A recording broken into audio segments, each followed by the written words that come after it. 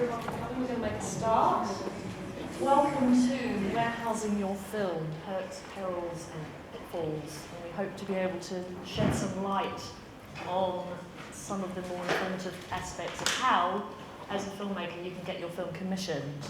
Now, we're looking at warehousing. It's kind of a funny term, but what we generally mean by warehousing is if you're a filmmaker who's just gone to a production company with an idea, and in order to get that film commissioned, you've had to go into a production company, or you've got a small production company that then has to go into a large production company, like a super indie, or you've had to come into a large broadcaster which takes out all that idea.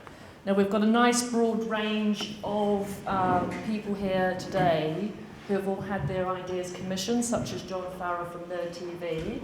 And of course, we've got Jez Wilkins from Firecracker Films, who quite often takes on ideas from fantastic filmmakers, often first-time filmmakers, who then execs that idea, and how we're going to talk about the process of how that happens. Of course, we've got Liz McIntyre here from Discovery Channels, Network International. Should I call it that way? That's probably the best way to call it. Yeah. And of course, Liz is a great champion of filmmakers and about how to get that idea commissioned and how it's going to be packaged. And of course, we're also looking at the idea of it's not necessarily that we want to warehouse an idea. Sometimes we don't warehouse ideas, right? And I'm Sharon Ward. I'm a freelance filmmaker, and I make a lot of films with my own company called Catalyst, mainly in developing countries and on humanitarian issues. So we're looking at quite a lot of broad range of issues today. And please stick around, because we are going to open up the panel to lots of questions, because we want this to be as informative and as informal as possible. So if I could hand it over to Liz. Thank you very much, Sharon. It's really lovely to be here. So as Sharon says, my name is Liz McIntyre. I head up factual commissioning for Discovery Networks International. And predominantly, the sort of commission I'm looking for is one asset that plays around the world in over 200 countries. And predominantly, I'm looking for long-running returnable series, and something to look at how you can fit into that model. I'm predominantly looking for two types of series: character-led series with big, strong, epic characters that feel like movie characters. They have timeless, relatable assets as well. They're very relatable to our viewers. I'm also looking at formats, process-driven formats, countdowns, things like that, which is a YouTube footage. So predominantly two types of material. So in terms of what happens to your idea at the beginning, if you've got a great idea and you're not sure where to put it, first and foremost, great TV is about a great talent and a great idea. So my role is to look at how I can best package that idea. And it can be anything from warehousing, suggesting a production company with whom you can put your idea. If you're an on-screen talent, who might you want to work with? My idea of suggesting producers with whom you might speak to find your best home.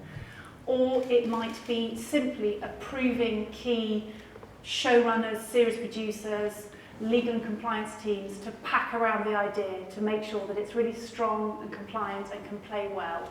So there are lots of different models.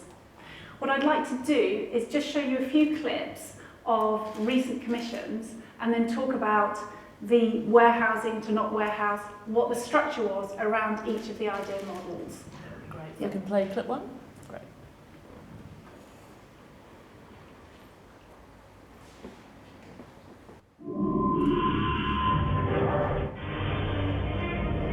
This is the amazing story of a remarkable young mountaineer. Out of Sheffield behind. This is what life's all about. It's very brilliant, awesome place to be. Absolutely awesome.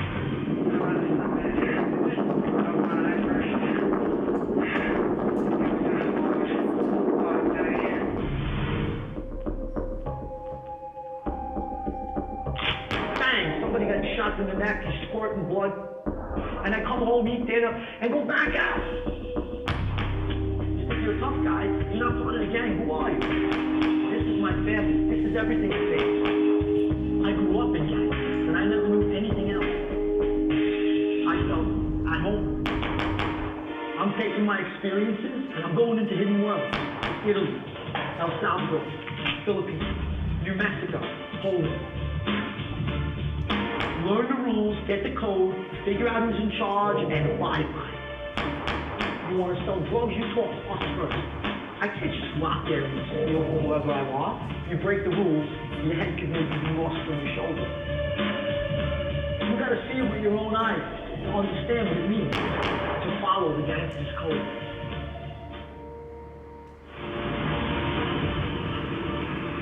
This is the incredible story of two ocean rowers who risked their lives to set an extraordinary world record. Mentally, physically, emotionally, I was in complete tatters.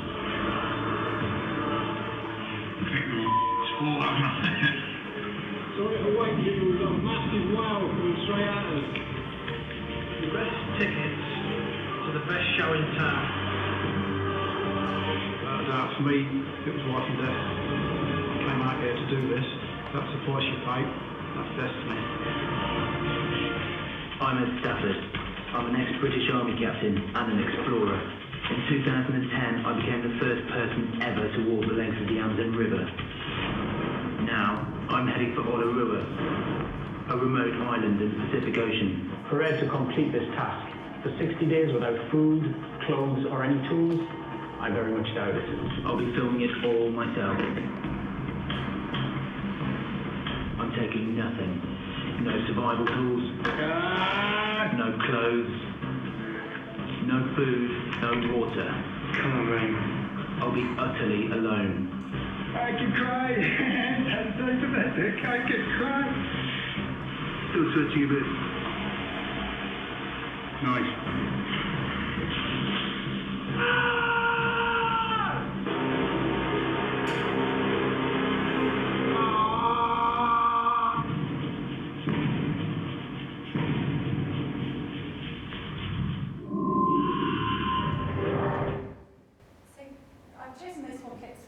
Particular reasons to look at different ways that ideas and talent were packaged. So actually just starting with the last one with Ed Stafford, Ed came to us with his long-term burning ambition to see whether he could be a genuine survivor on a desert island for 60 days. He's former army, he's a self-shooter, so he films everything himself. And for a long time he thought, could I do this? Could I really survive with absolutely nothing at all? And so we took that idea, which was very visceral, very immersive, very much what he would be doing anyway, whether or not the TV cameras were following him, and we explored which producer he could work with. So I gave him a number of ideas for producers. It's entirely up to Ed with whom he works, but look at which is the best fix for him. So he went around a number of producers and in the end decided that Tigress was a very good fit for him. And so this series that is playing globally and is very effective in terms of ratings, Ed has found a natural home with Tigress. And so that is about packaging a talent with a producer. So that's one way of how a film can get off the ground, isn't it? So was Ed already filming that and he came to you and said, I've got this idea and I'm already going to film it? And are you interested, or how did that? No. So I had a pre-existing relationship with Ed from walking the Amazon, right.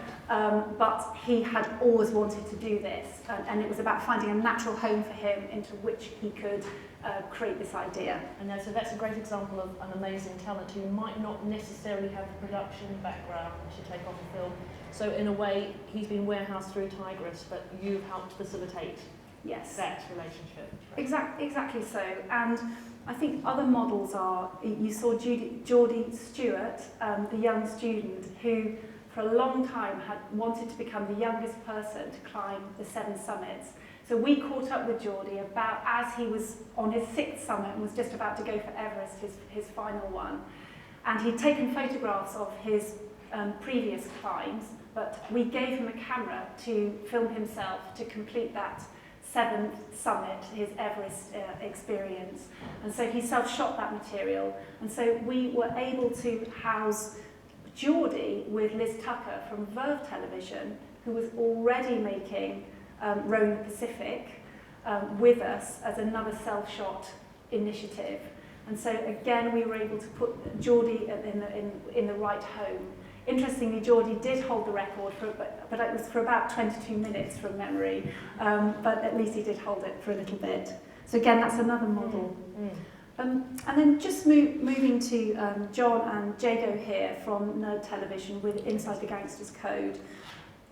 This is another example about what I want as a commissioner is the best model for any particular producer. And so Nerd Television was new when we first got together, but it was possible to not have to go the warehousing route, because although Nerd Television was in its infancy, Jago and John are experienced industry professionals in their own right. Or so we told her. Yeah, yeah, exactly. You bluffed it. Yeah. Exactly. So we were able to look at going ahead straight away with Nerd Television without needing to warehouse, but looking at approvals for certain key staff for what was a very, very difficult series to put together in terms of the prison and gang access around the world, which needs an awful lot of individual legal compliances and local laws, as well as an excellent showrunner in Kim Flitcroft. It needed to pack around the right staff in order that the idea best came about. But it's all about ideas, and I welcome ideas in any form of infancy. I mean, with Lou, John, I don't know if you want to sort of talk about how I got to see Lou Ferranti, the actual talent, and how we took it from there, actually. Yes, how did that come to be? How did you find him, and how did you present it to Liz? Yeah, I think, it's an interesting case study, because we found Lou, we shot a pilot for Liz with Lou, because he was, at the time, a business consultant. He'd just come out of the mafia. He had been locked up for, he was sentenced to 136 years in prison. He went into prison completely illiterate, taught himself law, got his case reduced to 8 years, came out of prison and was like, he became this author, this business consultant, and we thought this was just an incredible guy. We found him completely by chance, really, and he was just happening to kind of pass through London, and we did a meeting with him. At the moment we did the meeting with him, we realised he was something that was pretty kind of unique and special. We didn't really know what necessarily to do with him at that point, but we shot something very basic, the back of the office. We cut something in about half a day. We were talking to Liz about another couple of projects, but as Liz said, we were a completely new company with a very small team. And we sent Liz this guy that we thought was terrific. And then very, very quickly, Liz moved on it. And then we spent, probably 3 months working out what was the best show to do with him. But I think it's a really good example of knowing what you've got, what your kind of asset is when you're either talking to a commissioner or you're talking to a production company, because most of you probably know this, but a paper idea, which is brilliant, has probably very little value. When you have a presenter, or you have some access, or you have a piece of technology, or you have a kind of a load of archive, you've got something that then becomes interesting to production companies, to channels, and then if you know what to do with it, and sometimes that takes time, that I think is often the best way to get a programme made, whether it's a series or a single documentary. And so, did you have a previous relationship with Liz, or because you said you were working on some other stuff?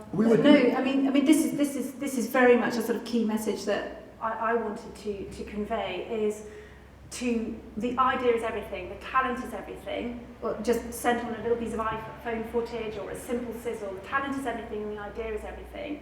And my duty as a commissioning editor is to find the best way of making that happen for the individual needs of the person who's supplying that idea. And that's really important. We are a collaboration, we are on the same side, and we want to get the best content on air by discussing the best structure around that, and I think that's very important that we are on the same side to do that. Because I think that's quite a key message, isn't it? Because quite a lot of time a filmmaker will say, look, I've got this amazing idea, I found this incredible talent, but I don't have the confidence, or maybe I haven't got the experience or the skills to approach such a big production company like the Jez with Firecracker Films, or with you, Liz, with Discovery, and think, they're too big, I can't possibly approach them. But I think there's the approachability is quite key. I agree. And also, if you think that you don't necessarily have the skills, but as you say, it's great to be able to package other people around that idea to help nurture the talent. Definitely. which I think is quite an interesting idea, that also if you're taking a film, you can perhaps nurture it in-house or then going into the warehousing. So what would happen if you were taking a film and then you were going to say, look, I don't think you've got the skills necessarily to do it, you might be an AP. How would you then go about suggesting a production company to take that on? I think the key thing is a good idea. I mean, when I was a researcher, when I was an AP, and I had a good idea, I used to be really scared it was going to be taken away from me, or I would want to direct it and I would be really sad or dismayed if I didn't have that opportunity to direct it. But I think the key thing is that whatever side of this invisible line you are, whether you're on the creative side or the commissioning side, and we wash both sides all the time, by the way, these are ongoing relationships, and we want to build relationships over many, many years. So we're not going to destroy somebody who is a junior member of the production community. We want to nurture that. It's great if you have the potential for ideas. So my suggestion would be, having been on the other side as a filmmaker, is to be proud that you have an idea, to warehouse it with the right company, and then to ask to be involved with all of the processes. So go on location and see how it's being directed, go in the edit and see how it's being edited. And the other thing which I regret not doing when I was a researcher or an AP is asking to come to the commissioner meetings so that you can see why an idea is being placed strategically the way it is. And that's the final piece of the puzzle, because people see their films in isolation or their series in isolation rather than part of a strategy for a channel. And so my key message there is to ensure that no matter how junior you are, to charm and persuade the producer to be able to attend the commissioning meeting. That's a very important message, isn't it? Because a lot of APs or researchers might not realise that they can try and invite themselves to the meetings, and how important that is to actually watch the commissioning and the development process. Yes. Which is excellent. What about, we'll come on to Jez in a minute, but what about, for example, if a filmmaker comes to you who is an AP researcher and says, but I want to direct this? I think we are all wanting to encourage people to go up the ladder. And if you are being disappointed and told that you're not ready to direct it, it's as much for that individual's sake as for my sake. So I understand that people can feel very disappointed, but you also have to look at the slot. There are many slots, for example, where for first-time directors. And so it's about positioning yourself to have your idea in the right slot. So you might position yourself as for a first-time director slot, or you might say, actually, I prefer a different slot, and I'm going to sacrifice the ability to direct my film for a different sort of learning experience. So you can be strategic in how and where you place your idea. Right, and also I guess it's also just because you don't get to direct this particular film doesn't mean to say that you're not going to learn from that process and go on and direct the next or maybe the third in the line. Have a look at how the director who is hired is directing and learn from that. Very good point, very good point. Are there any other clips that you wanted to talk about? No, that's quite happy. all Great. set, yeah. Excellent. Yeah. Great, okay. If we can now turn to Jess from Firecracker Films. Jess has got quite an amazing track record of all sorts of amazing films, particularly with My Big Fat Gypsy Wedding series, which has now turned into an amazing phenomenon. It's gone on to how many other different...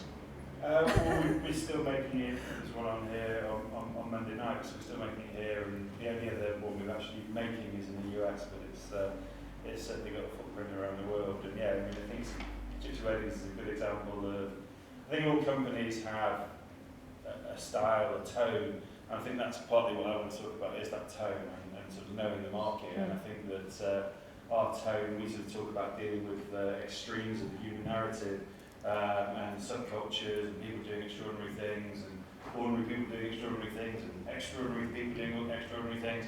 But we're very much a documentary company. We make a lot of single documentaries, and Gypsy Weddings is a very good example of something that started quite small. It was a very tough access documentary. It took a year to make, and it sort of almost accidentally became a huge global hit. It certainly wasn't the intention. People refer to the original cutting edge documentary that we made as the pilot, which is always amusing to us because it's not a word that we ever even considered. Couldn't ever have imagined it would have gone to a Because it was just supposed to be a single one-off commission. And it was a very hard one to make. Yeah, sure. It took a year. And, a long time to get the access. A lot of sacrifices were made. But as a result of that, I think that we've, and for years before that, myself as an exec and Firecracker as a company, have had a reputation for making a certain type of films. And we're sort of hungry for ideas because ideas are absolutely the lifeblood. Ideas and access are absolutely the lifeblood of any kind of production company. And I think, sort of coming from quite a different place than Liz, that actually it's the production companies that are at the heart of what's interesting and attractive to a lot of people who are on the outside. And I think that it can feel like a bit of a closed world. And I think what I would say to people who are trying to kind of break in, particularly people who are trying to make that jump up the ladder, is that there's no better way of doing that than with ideas. And I think if you want to get noticed, the best people are the people who have the best ideas. And obviously the ideas need to merge with the talent. But when that merge happens and you get that synergy, then really, really exciting things can happen. And I think that we as a company are very nurturing of people, both who come from the outside and who grow from the inside. And as you kindly said, we've got a very good track record of giving people opportunities. So I wanted to share with you today, just to kind of trigger that discussion and kind of give you a concrete example, really, a very current story of someone from completely outside the industry who contacted me completely out of the blue, and I won't give away the ending of the story because that would be bad storytelling. After all, this is just the pre-title tip. So basically, to this guy, we get sent a lot of ideas, and I have to say most of them are shit. And I'm not sort of apologetic in saying that. But not only are they shit, they're kind of shit in different ways, and I think that it's sort of informative to sort of see. And I think that I think they're shit often in quite untargeted ways, and I think there's nothing sort of more irritating in some ways when you either really obviously or with just a little bit of probing realise that actually the same idea has been sent to every other production company going. We're probably not going to be interested in an idea about an obscure new type of Albanian modern dance, or so the key there is research and target, exactly, do your homework. And I think that a lot of people were quite lazy in the way they sort of send in random emails. So I got an email one day from a guy, I'd never heard of him before. He said he wanted to get in touch with me. I always read emails, and sometimes actually, funny enough, it's the way that they're written. The writing is an important skill, but if an email is well written, it can attract my attention. And this guy wrote to me, and he told me that he had a taste tape he wanted to send me. And it turned out that actually, he trying to get hold of me, he'd sort of sent emails to every possible iteration of my name. Which, and sort unfortunately, of Wilkins, filmmakers often have to when they can't find the email address. And they all got returned apart from one, which did get through to me.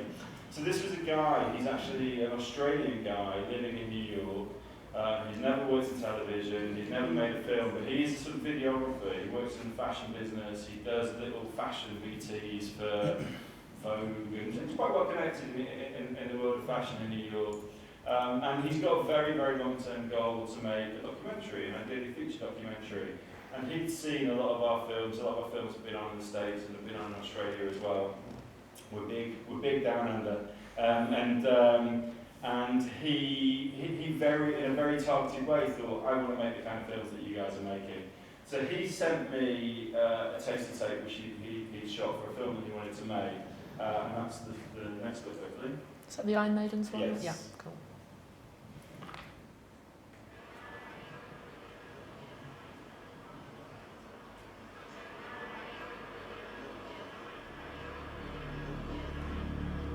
To boot us out is not right. We deserve our spot. We need to be respected.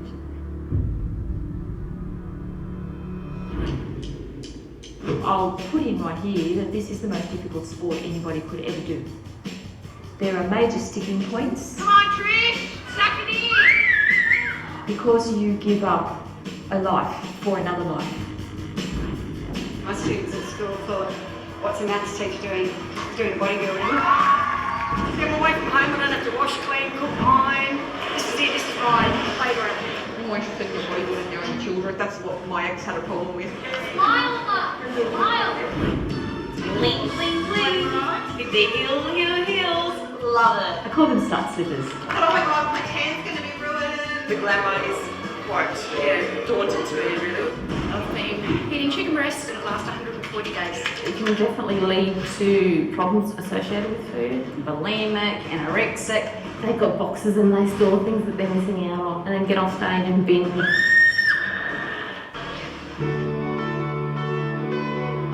I might come across different on stage, but inside I'm packing shit. I've had friends of my daughter's parents say that I was on steroids or I look intimidating or whatever. It's like, go jam it, I couldn't give a rat's. I think, as John said earlier, I think increasingly in the modern day, you can try to notice tape talks, and that's very much for us as indies and for individuals. If you want to get noticed, a tape is always going to sell better, and it is so easy to have your own camera, your own edit facilities. He sent me this clip and I thought, that's really good. I was quite surprised in some ways how good it was. And I really liked the subject matter. He actually... And did he send that clip as it was? We changed it a little bit actually, but he pretty much, and I thought, well, you shot it beautifully. You've really it does show that he's got some skill, yeah. And he's actually got an angle to the story that you don't see in that short clip where there's a kind of rivalry, a battle over the heart of female bodybuilding in Australia between the sort of glamour models and the steroid bitches, as they call them. And I really liked it, and I thought, right, okay, well I'm going to get behind this. I'm going to kind of take it around and see if I can get it away anyway. And so we started a relationship, and we started talking, and I took it, and basically sort of took it around. Everyone who sort of tasted loved it, but ultimately no one wanted to commission it. This is the end of Act 1. You think it's all going to go horribly wrong, but it was it got him noticed. We actually pitched it to you guys. I don't know if you ever saw it, but to Sarah, but you've been. It's my colleague in lifestyle. Yes, yeah. they said no. But it made the biggest echo in Channel 4 docs, and because we were talking about it as possible true stories, and actually I think particularly since Anna Morales took over true stories. They've got an incredible track record of people who've got no background in TV at all. And Leo Maguire's probably, who's around just earlier. Very good example of that. A photographer, never worked in TV, he's made 2 massive hit feature docs. Why can't anyone do that? I mean, it's fantastic. It's a really inspirational story. And they looked at this and they really liked it, but they just didn't quite hit for the year, the sort of balance of the strand that they were doing. They didn't quite go for it. And I thought, well, could we do it as the first cut? And they really wanted to do it as the first cut, but unfortunately, as a strand that's supposed to champion young first-time British filmmakers, and Australia living in New York didn't count. So the idea went away, unfortunately. Right.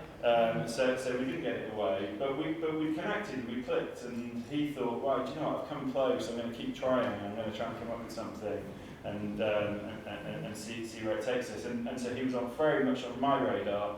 And he was also on Channel 4 Documentaries radar, which I think was a crucial part of the story. And he sent me a couple of other ideas. He sent me quite an interesting idea about the Chinese modelling industry and Chinese models who have been taken from the sort of distant rural provinces and landing in New York, which we're still talking about actually, but it didn't have that immediate breakthrough. And I think a lot of what we do is all about that huge impact. And then just a few months ago, quite recently, he contacted me and said, I think I found the thing that you're going to like. And actually, interestingly, he said, I've been meaning to talk to you about this for ages, but all of a sudden I'm worried that other people are getting onto it because it's never been written about in the press. It's starting to be written about in the press. I mean, pretty much just like you should fucking talk about it months ago. Because timing is everything, isn't it? I think a big sort of message for me is don't sit on an idea. A lot of people sit on an idea. It's incredible working in development how often there's this synergy that different companies are all suddenly, like you pick something that you feel is really distinctive and actually for some reason, there's something in the ether, and 3 different companies have pitched the same thing in the same week to the same commissioning editor. It is bizarre how often that happens. Actually, because I just wanted to qualify that it was my colleague in Lifestyle already had Jodie Marsh, the bodybuilder. Yes. Just wanted to qualify that. Exactly. Yeah. No, that's why which is it would about either something been in a good the thing, a good thing But or a bad you're thing. But absolutely right about timing, Yeah. and I know from many of my friends and colleagues as filmmakers, we have so many fantastic ideas, and the number of times that we go, oh God, we had that idea months ago, and Don't now it's sit just on gone it. out. And Yeah. but we sat on It it, and that is happens, the crucial thing, to get your ideas out as don't- fast as you can. Don't sit on it. And I say that tape sells, but and filming stuff can be cheap. But in these wonderful days that we live in, you don't even need to film anything, because there's everything It's that all you on want to film YouTube. is all on YouTube. So he basically put together a 1-minute taster that was taken from YouTube footage and sent it to me, and that's the next clip.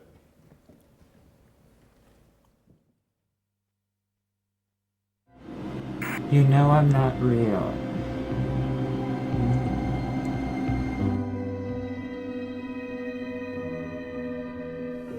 As a normal male, I'm ashamed of what I do, but I don't know why I do it. I just can't stop. Oh, it's so cute. It fills the void of not having a female around, too.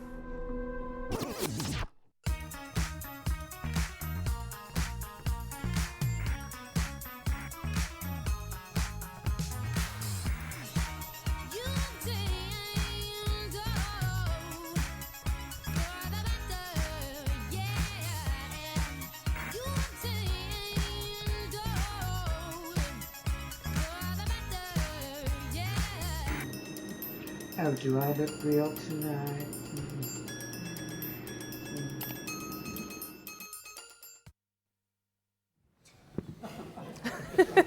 Slightly disturbing. Yeah. But right on my sweet spot. Right up your street, Jez. Yeah, luckily I have a very disturbing sweet spot. And I thought, now we're talking. I thought, this is great. I can't believe you've been sitting on this for so long. And I think there'd been an article in Italian Vogue. And so this is basically about, you've probably seen like the Guys and Dolls film that Nick Holt made a long time, or the My Fake Baby film. There've been things in that doll space. So this is something I've never seen before. And certainly one up from that, isn't it? Yeah, I think so. Progressing on. There's people who aren't happy to have the doll, but they just want the skin of the doll. So I sort of dig into it more and asked him all about it. And it turns out that there's a really interesting story of the family. There's a family business who makes these dolls. And I don't know if you remember the film Kinky Boots, about there's a old-fashioned shoemaking business in Northampton who were going out of business and got into the sort of drag queen business. It's a really similar story. These guys were a family of Florida cabinet makers who live in a swamp town in Florida of 3,000 people. And they were going out of business in the recession, and the dad was at home one day drinking a beer, watching Oprah Winfrey, and saw one of these kind of rubber dolls, the life dolls that we've seen on TV before. He thought, you know, I've probably got the skill set, I can make those. And so he goes online and he realises there's a lot of people going, I don't want to buy the doll, I just want to buy the skin. And which is absolutely bizarre, isn't it? It's kind of like, I'm half kinky, but not quite kinky. Yeah. But So he thought, well, I could do that as well. So he set up a business making just the skin, and it's been incredibly successful. And we thought, well, this is fantastic for a documentary in the UK. And also thought, oh, it's interestingly that actually so much in the States is about family businesses and unusual businesses. Especially in a recession. Character-led documentary. So we're absolutely interested. And I straight away showed the YouTube taster to someone at Channel 4, and they immediately, we had a bit of good fortune as well that there was a convention happening, and the convention was happening quite quickly, so we had a time pressure, and I think time pressure always helps. But all of a sudden this guy from nothing, within 48 hours we had paid development. And so for the paid development, he was going to go to Florida and meet the family, and then he was going to go and meet a couple of the people who were going to this convention. And it was also, I guess, an opportunity for him, as someone completely outside the industry, to show what he was capable of as a director, and to try and persuade the channel that not only should they commission the film, that he should be allowed to direct it. Right, excellent. And that's outside of a strand or anything. And this is quite a long tape actually, but this is just a short clip. And did he self-shoot this, or did he? Yep. Absolutely. Yeah. He shot it and edited it. He is a predator. Predator. We like that term. A majority of the dolls that I know are straight males. They're married. They have children. They have families. And of course, as you can see, a little more junk in the trunk, as some would probably say. In my normal male world, I am married. I have 6 children, 3 of which are still living at home. I do need to remove my socks, which I'm going to expose my toes to you, and I will show you my deep dark secret, a pedicure. Every Sunday, we get up and loaded everybody into the family minivan, and we go to church. Our pastor is very open and accepting. She is aware of what it is that I do. She is aware of me, of rubber dolling. A couple of my kids, I think, have an idea, but they don't ask very many questions. It's kind of a don't ask, don't tell. The doll community is bigger than a lot of people think. I would guess thousands, if not tens of thousands of people around the world that are doing this. I grew up as a younger brother. My older brother got all of the attention. My older brother was into sports. I didn't have anything that I could do that made me stand out. And when I found, masking and being a rubber doll, it does allow me to stand out and get the attention that I need. Working in a family business has its ups and downs. It's something my dad believed in. He caught wind that the customers of Real Doll were looking for just the skins. The shape of it is actually 2 different women's bodies. The top is German and the bottom is Brazilian. Dolling is completely different than transgender. There's hundreds of thousands of them out there. Since we started, we might have made 400,000. We send our products everywhere. Japan, Germany. No, I've sent to Siberia, Russia. They're not freaky people. They're not weird. There's nothing different about them. Some of them don't want to just be like Angelina Jolie. Some of them want to be Angelina Jolie from Tomb Raider. Not all of them even want to be hot. Some of them want to be a nasty hag. They're just like you and me, except for at night, they like to put on a mask and they like to socialize. This guy, he wanted to give birth. If that's what they like to do, why not? We live in America. Yeah, we live in America. Jez, I was just going to say, the absolute genius thing about this is the fact it's through a family business, isn't it? That's the kind of really distinct, unique selling point, isn't it? Yeah. And I think long-running, it's interesting returnable. in terms of how we sort of are, the perfect thing for us in some ways in terms of our business model is that working in the UK is very much about rights and sort of, having a film that hopefully will sell really well around the world. But then in terms of a series, obviously there is a fashion and a trend for that kind of series in the States. So we're sort of hoping, as we've done with Gypsy Weddings actually, that we can have our cake and eat it, I guess, and sort of have that lovely filmmakery film. I mean, I can see that as a series. Yeah, you can see that with it might be a hard sell in the more UK people. As a series in some ways, but you just don't know. But they exist they do exist in the UK. We've got a couple. Apparently, it's very big in South Yorkshire. There might be someone here today. Who knows? But it's. I mean, I think it was great because he, it was proof of principle. The family business were fantastic. They'd never been filmed before. He found these characters straight away. He shot it beautifully. He edited it. I mean, I think he turned that whole thing around with flying to Minneapolis, flying to Florida. And cutting it in 8 or 9 days or something. Right. So it was a pretty incredible achievement, and with real confidence. And again, playing in our favour on this occasion was the fact that they had this convention coming up, and we were like, come on, you just got to commission it straight away. And they did. So it is Act 3. It's a really happy story. So this guy who's kind of dreamed for years of making a film is now, very much directing a film. For Channel 4, and he's so happy. It's great. And he's currently filming that now. Is that currently? Yeah, we've shot most of it now. Actually, this has all happened just in the last couple of months. We've shot most of it. We've got a few bits to pick up. We're going to come and do a bit of filming in the UK, and then cut the film late summer for a sort of autumn/winter TX. But it's been just a fantastic story, and I think it's a great thing about the industry that just when it feels like it can be a really close shot, that if you've got the right talent, and there's a lot that I can say about him, and I'll say a couple more things and then sort of throw it back. I'm sure a lot of it will come up in questions, but there's so much that someone can do wrong, and he's just had a real decency about him, and I think that he's I think sort of working for an indie, and I would say we're sort of medium-sized, but it's only 2 or 3 years ago that we were very small. We've grown a lot, but we've always been a small documentary company, and I think we sort of retain that in spirit, if not in scale, at the moment. But he I think that the key for someone from the outside to getting properly in with a broadcaster is to find the right through a production company and through a right, I think that's a company partnership. I think it's a personal partnership. We've developed a funny relationship because we've been, I guess, chatting for 18 months. At the moment, we're chatting all the time, 2 or 3 times a week. I don't know what he looks like. I've not met him. I've sort of been tempted. You've never actually met him, right? I'm not a big Skyper. I'm not a big Facebooker. I've been tempted to Google him, look him out. I quite like the mystique that in a couple of months' You're time he's 13. Maybe he'll be wearing a female mask. Maybe he's the secret masker himself. That would be brilliant. Exactly.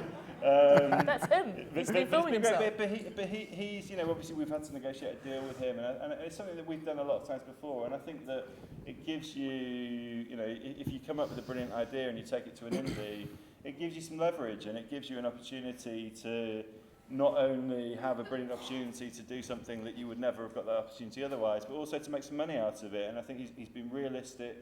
He's not been. I think some people are sort of, I don't know if greedy is the right word, but sort of unrealistic and don't really understand the business model that, half the films you make go over budget, and it's kind of all about what am I going to make. And I think, people sort of having respect is probably a respect for sort of the business model of how an independent production company also understanding works. as you say, being realistic about the business. But we can talk about rights and responsibilities and credits as well. So that's I mean, I can give, if we've got time later, I've got a couple of other examples I can share. But I just thought that was quite a neat story in a sort of it's a good happy, way of smiley kind of a way that these kind of. And the director's name is?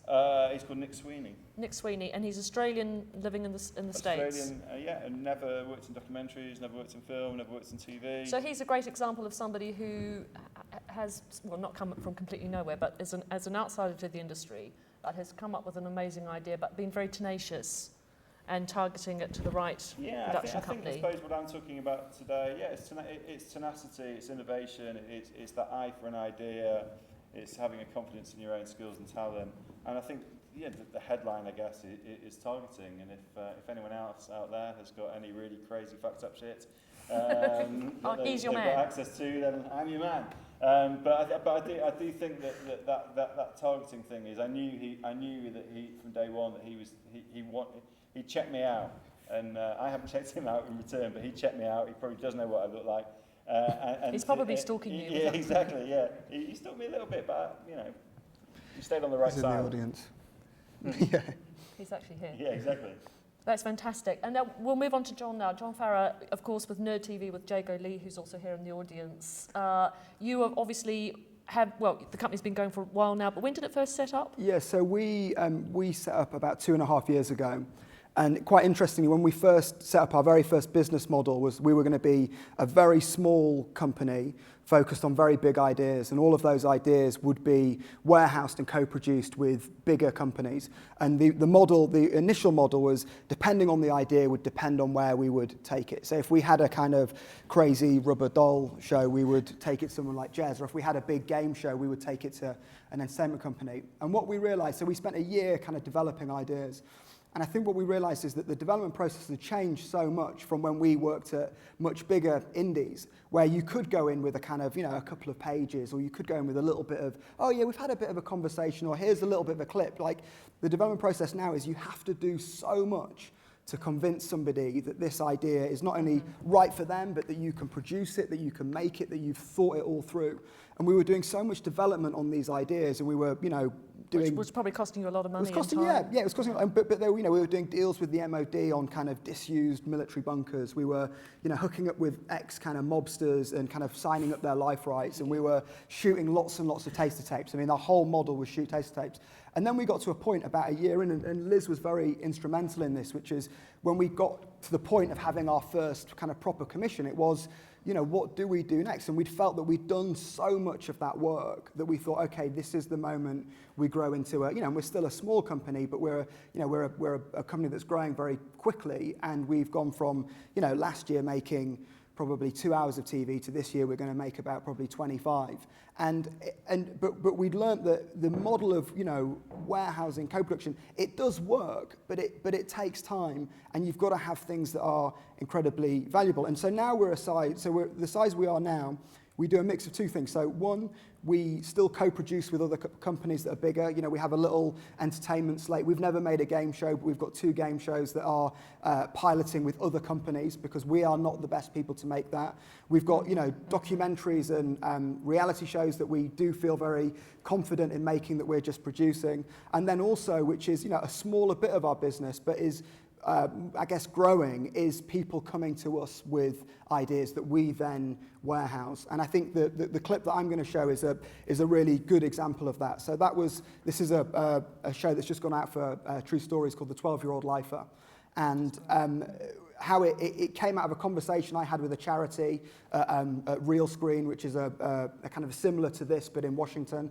And they were telling me about the work that they did. And I actually met them because I was trying to get access to another prison for Liz.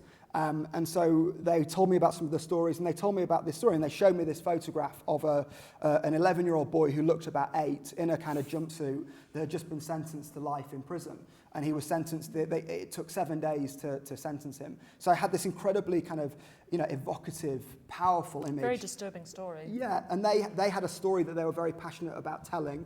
They had, you know, worked in, they had made kind of, you know, educational tools. They had made little bits of TV before, but never a kind of feature documentary. And they had, most importantly, they had incredible access through the work they were doing as a charity and through the work they were doing as kind of creating educational tools. They had the access. So when they pitched it to me, I could see this photo. They told me they had the access. Obviously, I had to sense check that access. But for me, this was just a complete no-brainer. So I should show a little clip and then I can finish the story. Yeah.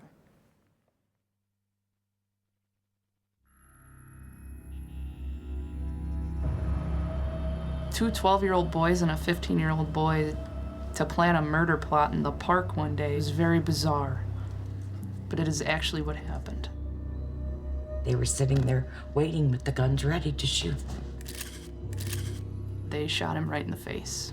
The fatal shots came one from each gun. 15-year-old Colt Lundy and 12-year-old Paul Gingrich are both charged with murder in adult court for the death of Lundy's stepfather, 49-year-old Philip Danner. Who would believe a 15-year-old boy is going to murder his father and run away? Once the opportunity to get rid of Phil was brought up, I thought that all my problems would go away. Colt was 15, Paul Henry had just turned 12. Paul looks like Justin Bieber's cuter younger brother. This would be a kid who would be in the 8th grade and complaining about math homework. This happened to my child, whom I could never imagine being involved with something like this. Why did you feel that you needed to get rid of him? When you take someone's life, you should not have a life.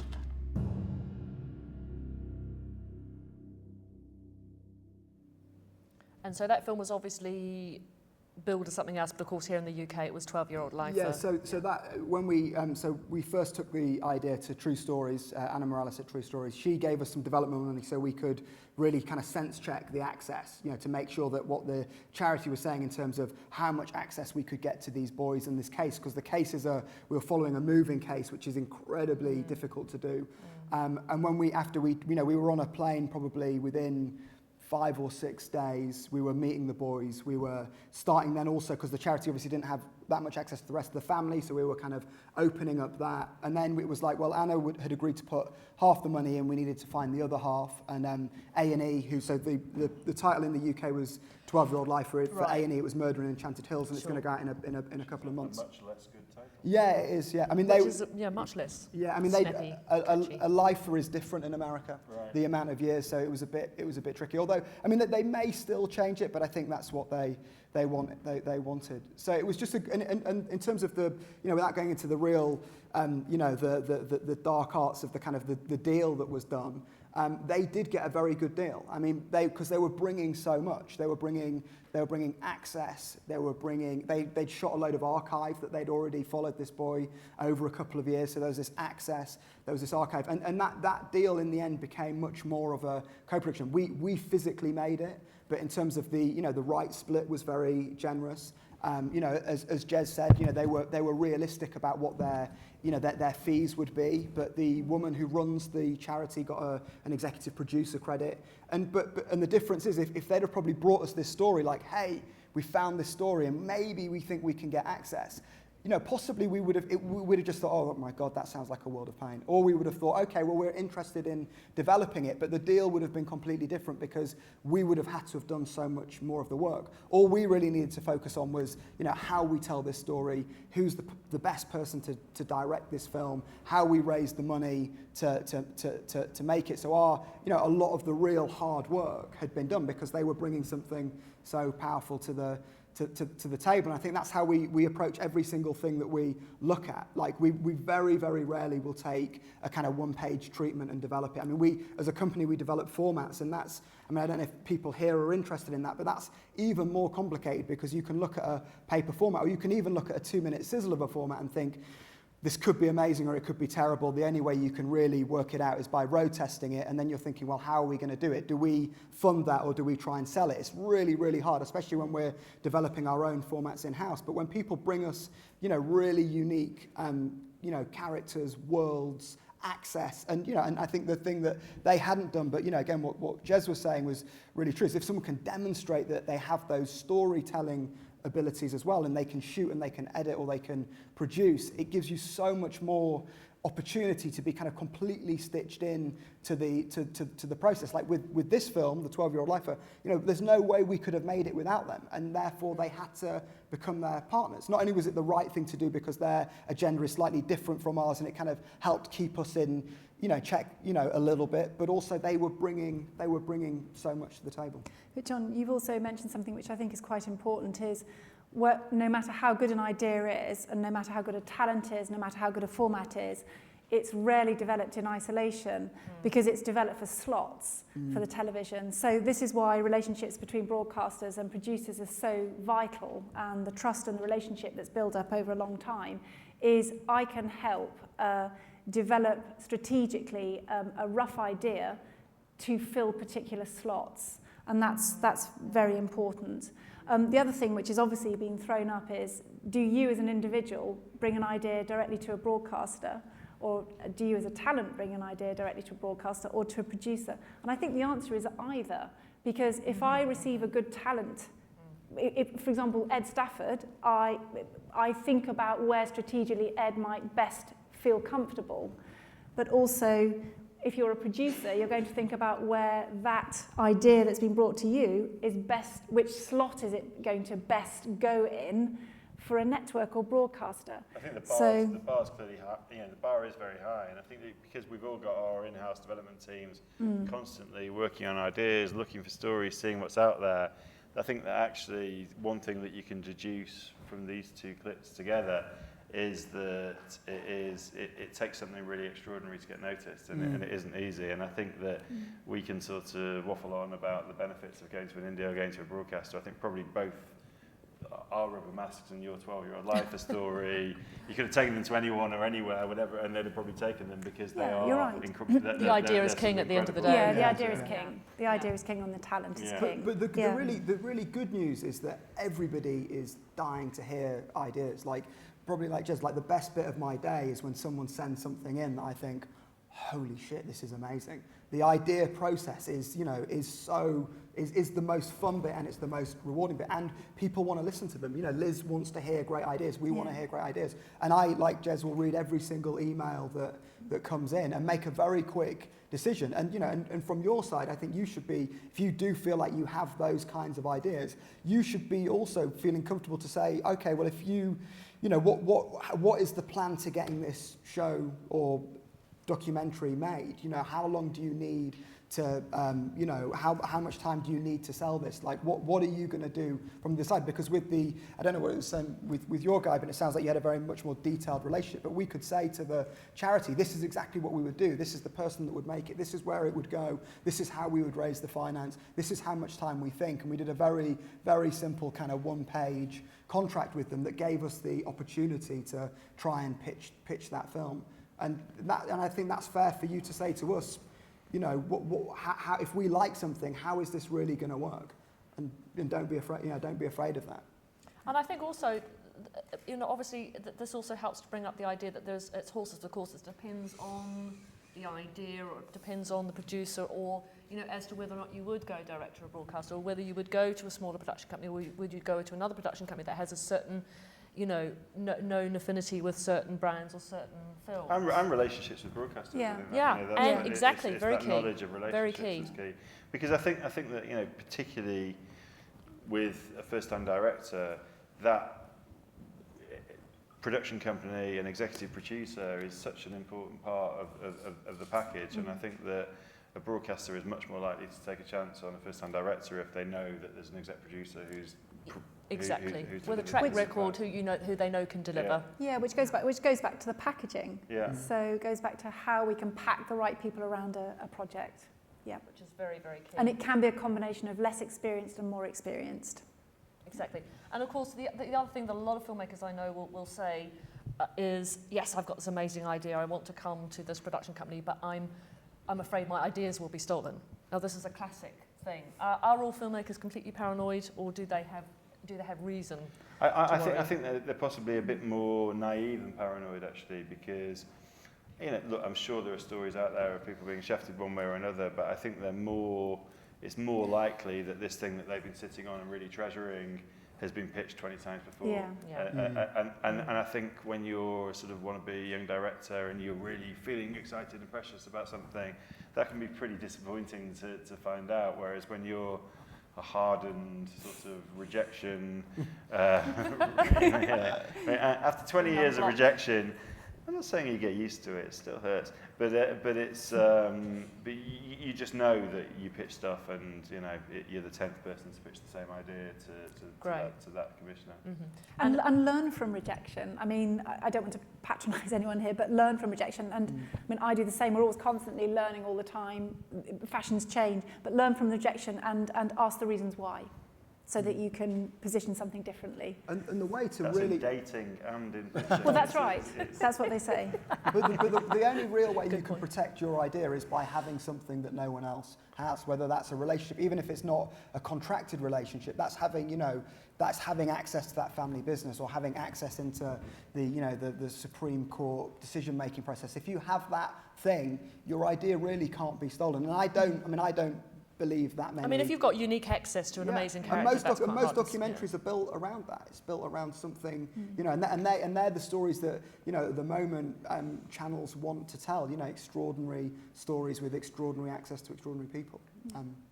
And of course, we're also talking about I know a lot of filmmakers will also be worried, because this is something that I hear a lot, time and time again, is about what kind of rights can they expect? Because a lot of filmmakers will come in and say, look, I developed this idea, I had this idea, but I didn't earn any rights. For example, what kind of rights do you think a filmmaker should expect? Or are they being completely unrealistic? You were talking about realistic. Yeah, I mean, I think, you know, every deal is different. And I think if someone's coming to you with something of value, you have to respect that, and they should get something out of it, but I think they have to be realistic and understand the business models. That, you know, it's a precarious business being an indie, and you know the rewards can be fantastic, but there's plenty of films taking the hits when it's not. Yeah, exactly. People want all the upside and none of the downside, and I think that you know, I think I won't go into specifics of deals that we've done, but I think, you know, that if someone's getting an industry rate and the opportunity to work on the program, and they're getting a sort of lump fee for the development work that they've done prior to bringing it to you, and perhaps they're getting a percentage of back end as well. They're doing pretty well. They're doing pretty well. They're doing pretty well, and I think that some people are sort of, you know, coming in saying, you know, it's 75-25 in my favour, or, you know, I want the whole production fee, and, you know, you can have the overheads, or that kind of thing. It's like, you know, actually... That's when you say wake up. You know, yes, we want to work with young filmmakers, but we're a business, and, you know, we you know, we've got mouths to feed, and... yeah, and I think a business like ours, which is built on a constant stream of ideas rather than on big returning series, it's not the most sensible business model in the world, let me tell you. And that's kind of, you know, you've constantly got 6 or 7 things in development, and if they all happen, you're super busy, and if none of them happen, you go out of business. And luckily, there seems to be a pattern that 2 or 3 of them always happen, and you keep going. And we do live on a constant knife edge, and it's tough, and I think much tougher than a lot of people appreciate. Sure. Yeah, I think that's a very good point to make. That a lot of people don't realise that, you know, because especially when you're constantly churning out development ideas, and you've got to keep a development team running and paying for that. And also, what about, for example, if I know a lot of, we'll open up the panel of the floor in a minute to questions. But also, what about, for example, if a filmmaker or a small production company is warehoused through a larger production company, for example, at the behest of a commissioning editor, for example, for a channel. What about when they, is it a complete buyout, or do they get rights attached? Because I guess obviously everything's different. But are you then aware of what happens with that relationship, or the deals that are struck between that? That's simple for Liz, because she doesn't give production house. She doesn't give anyone any rights. Every commissioner. It's everyone is to be placed. I don't think Liz is personally responsible for Discovery's corporate strategy. Every commissioner and every broadcaster wants the best ideas, and so every business deal will be case by case. Yeah. So it depends. So some companies do get rights and some others don't, or it depends on the deal. Absolutely case by case. Yeah, sure. Yeah. Especially if it's, I suppose, if it's US or UK, it's all different. I think it's now time to open up the floor to questions, and we'd love to hear any questions you've got. First, can everyone just wait for the mic? There's a gentleman here in the front. First off, if you could just say who you are as well, that would be helpful.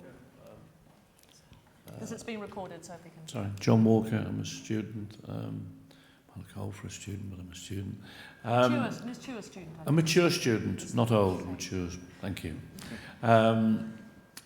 Could I just pick up on the last couple of things that you've been talking about? You say that it's case by case in terms of one financial settlement, but also you didn't touch on the credit side of it.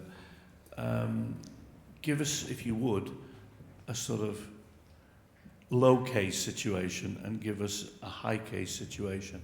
And is it entirely dependent upon just how critical that idea is and how special or unique it is? Because at the moment, I have to say, I admire your honesty, but it doesn't sound like a fantastically good deal to warehouse your ideas. If you've got an absolutely brilliant idea, it would seem to make an awful lot more sense to go alone. Yes, but you might not have the skills or the experience to make that idea. Well, obviously, and that's a judgment call, but I think the case isn't well made, I don't think. It's a really important message to get over, that every network and broadcaster wants to find a way of best packaging and supporting a great idea. And the range of how that is packaged is very, very varied. And it will be about what is best to support the idea and the talent who has come to get the best product on air. So it really ranges from everything from just approving key staff around it, whether it be legal or compliance or the showrunner, or right through to another extreme of a lot more support. And that will be working in collaboration with the person who brought the idea to get the best and most satisfactory conclusion. So it really is very, very varied. And I also think it's not an us and them situation, is it? It's about a working relationship. It's absolutely a collaboration, because we want long-term relationships with the person who has brought a brilliant idea. And that relationship's ongoing as well? Yes. In the future Yeah, with Nerd exactly so. And from a production company point of view, I mean, it is in the end a negotiation. You know, you are striking up a deal, and you know, you have every single opportunity until you sign that deal to walk away and negotiate hard. If you think you've got something incredibly valuable, you know, that's what we'll be doing on the opposite side. But I think probably you want to start from, here's a story that I've just got to tell, or here's something that I really want to do.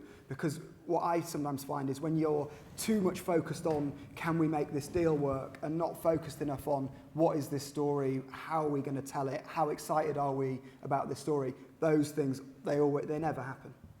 You know? And if you, I think people who sort of think they're going to come up with an idea for a single film and retire to Saint-Tropez are probably... Slightly unrealistic. Yeah. Unless it's gypsy weddings.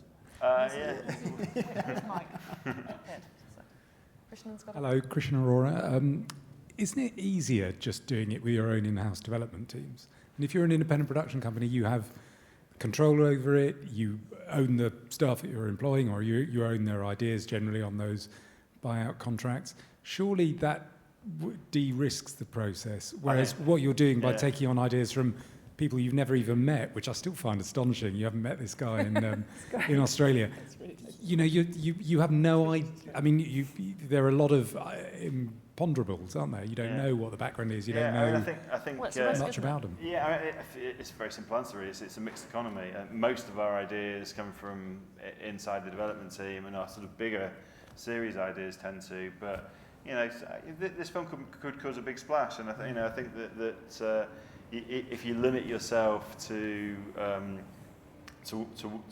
what you come up with as an in-house team, then you're pointlessly limiting yourself in some ways. And yeah, interesting. We had a thing on some of you might have seen a few weeks ago on Channel 4 called The Repo Man, which did pretty well, and certainly got people talking in the press and online. And actually, that I don't know if anyone here saw it, but the main character in that, he approached us. Oh, is that how that came about? That one, I wanted said, about "I've seen that Gypsy Weddings. You think that's good telly? You should come and film me." And, you know, most people who say that, you think, "Oh, okay." And actually, we sent someone out with an iPhone and spent an afternoon with him, and he was like, "Oh, yes, you're not an well, you." Of course, then that tapped in, of course, right now with what's happening with the economy and absolutely, recession.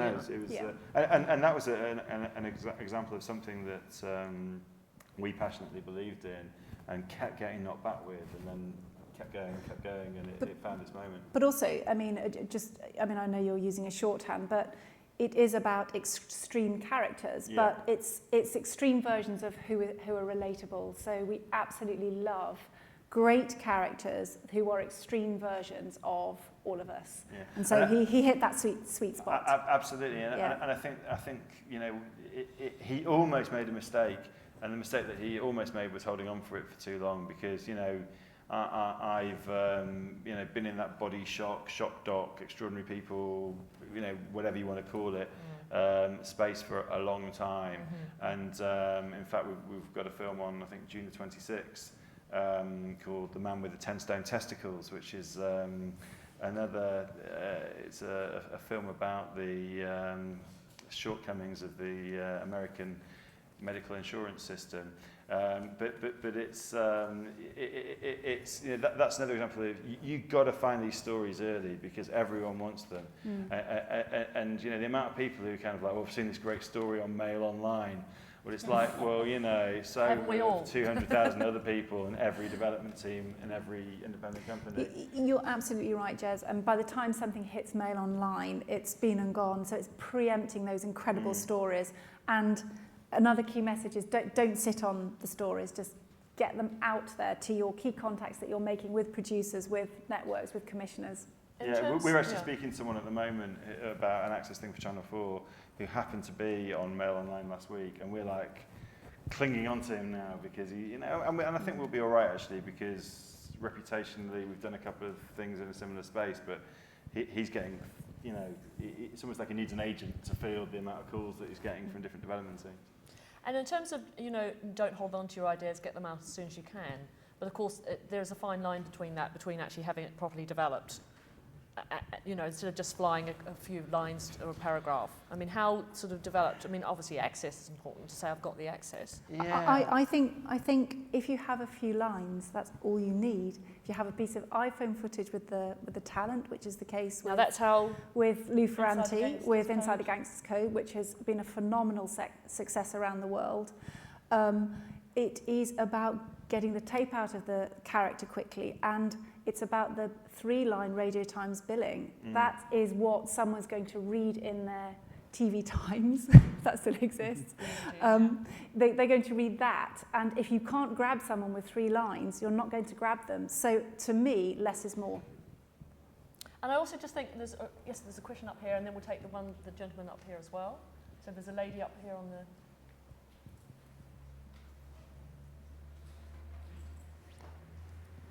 Great, so we'll just go with the lady first. Thanks, hi. Hello. Sorry, I'm feeling a bit self-conscious talking with a microphone. You've all stressed how vital it is to find the right production company with which to produce your idea.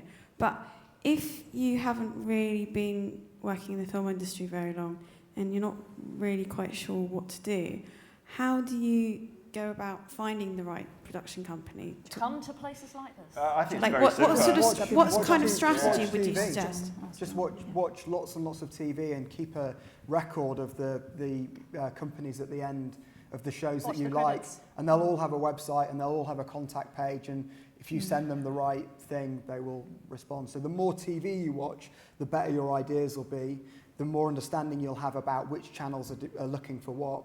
And then, you know, just start kind of cataloguing companies, and it's quite quickly you'll work out which companies make which types of films. I think the other thing that Sharon's just touched on, you're right to be at events like this. It's all about networking and going to a lot of panels, seeing who you like, seeing if you like the look of Jez, seeing if you like the look of John, talking to people.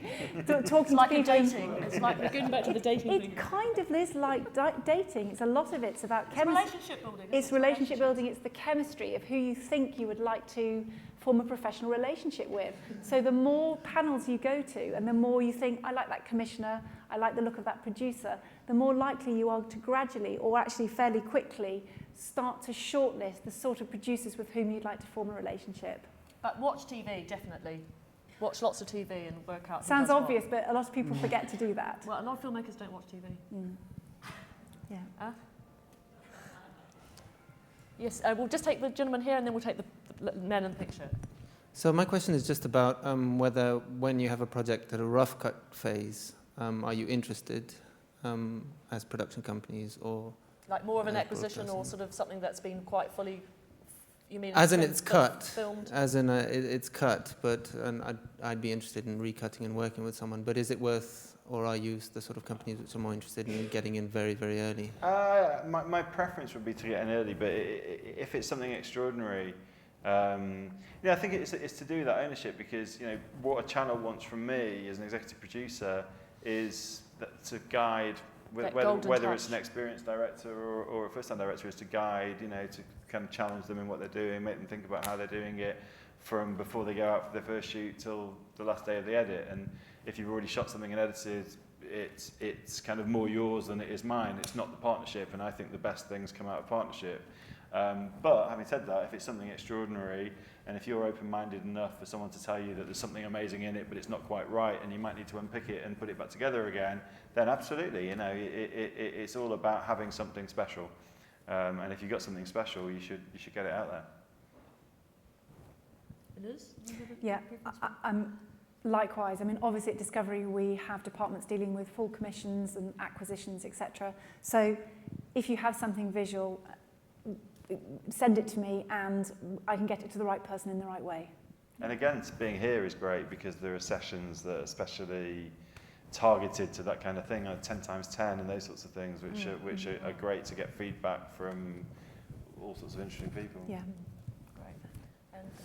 Hi, slightly off warehousing your film, but what do you feel about freelance execs? So taking employing an exec to sell an idea rather than actually putting an idea into a production company. I mean, is that what are your thoughts on that? I mean, right across the panel, please. please. It's an interesting question. I mean, for me, freelance execs tend to more, a production company it's not just the editorial, it's business affairs, it's legal, it's delivery, it's everything. So I think for most commissioning editors, they would feel more comfortable dealing with an independent production company who understand contracts and compliance and how to deliver things than a literally independent filmmaker on their own who happens to have a freelance exec working with them. And execs, that's another very common thing that has become more and more common in recent years, is that particularly for smaller companies or companies that are trying to establish themselves, or some companies who might be brilliant ideas people, but I'm not sure if this has happened with you at all, but that sort of might be brilliant ideas people but are busy on other things, or it's not their specialist thing, that a channel will suggest working with a freelance exec producer, and there are lots of brilliant ones. Our model ourselves is that we tend to have our in-house exec team, and that's the way that we prefer to work. So I think that's hopefully answering your question. John, do you take on freelance? Yeah, we do. I mean, there'll be normally two reasons. One, someone has been recommended to us, or that they have a kind of basket of ideas that we're particularly interested in. It's unlikely that we will, someone kind of floating around will kind of join us that we don't know to exec something if we need additional exec support. Normally, the people we bring in are people that we've worked with, because we know them very well, and we know that the channel we're making something for knows them very well as well. But if they have a basket of ideas, or a channel said, oh, we really want to make something with this person, why don't you, work with them and help them with their ideas? And we, slightly more targeted, because we're a small company, so an exec overhead is a lot, so we take that very seriously. But we do it. I think also another reason for a key freelance executive producer is very specialist skills. So just sort of returning to inside the gangster's code, it was important to have a number of people in the production team who had skills in legal and compliance and prison access and working with gangs. So an exec may be chosen for their specialist skills as well. Very specialist skill set. Right, great. Yeah. I hope that answers your question. Yeah. Great. Any more questions? Or we're all dying to get to drinks? The evening. Well, I think we're about to wrap things up then. I think mainly the takeaway that we can take is, do your research, do your homework, check out all the channels, the output, the production companies that you'd perhaps most like to work with. It's an ongoing relationship. Yeah. These people are very approachable. Don't be scared to approach them, but also be realistic about your credits, your role. There's also, we just sort of touched a little bit about editorial control, but I mean, obviously not everyone can expect to have full, fine cut. We don't have it, so exactly. That rests with the broadcaster. Don't expect that. Yeah. That is not going to happen. And a credit, and not necessarily every AP researcher out there is going to necessarily get their first directing credit. But again, I mean, in terms of a last thing to say, and another little just very up-to-date story is that I think my previous story is about a total outsider, but I think in terms of moving up the ranks, if you're in a company environment and you get a reputation for someone who's got good ideas, you're going to go far. Exactly. And there's someone who's working for me at the moment who is a sort of DV director, and she's never been in an edit, and that's really sort of, it's a big thing at the moment, the sort of DV directors and people not getting in the edit, and a bit of a glass ceiling, and sort of how you get to that next stage. And there's someone who is a brilliant director, very talented, very young, she's only in her early 20s, and but she's come up with an idea, and she brought it to me as a first cut, but it happened to be in that sort of recession space, and we were talking to Channel 4 about things in that recession space, and so I said, no, we're not going to pitch it as a first cut, we're going to actually take it as a proper slot in the channel. And she was like, oh, no, I'm a first-time director, it should be a first cut. And I said, let's see where we get to with it, and she's making a film. So, so that's very much, she was actually working with us, she wasn't in development, she was on a production, but that idea has had enormous capital, and it's created a big opportunity for her. And if you are pitching an idea and you are worried about your ideas being stolen, don't do what somebody did to you, which you might want to share. Awkward segue to get me into telling the story you wanted me to tell. It's not really, it's not quite the right question in some ways, but I suppose it goes back to that thing where if you're a sort of an outsider, for want of a better word, that you don't perhaps appreciate just how many people can be in the same space. And are already thinking about those ideas. Yeah. So there was a guy who wasn't a sort of TV professional who had filmed a taster around gypsy weddings when we were first developing gypsy weddings, and it's like how not to make I'm accusing friends. someone of doing something which isn't proven. But anyway, around that same time, I did receive a human shit in the post, so I couldn't possibly comment it's on who. Maybe who how might not to have win an sent it, influence but, commissioning editors. Rumours were there, but it was an interesting day in the office. Yeah. Yes, well, it's probably not the way to make best friends with an executive producer that you might want to work with in the future. So probably not a good recommendation of things to do. And on that note, I think we shall wrap things up. Thank you very much. And if you're here, we can talk about it. Thank you. Thank you. Thank you.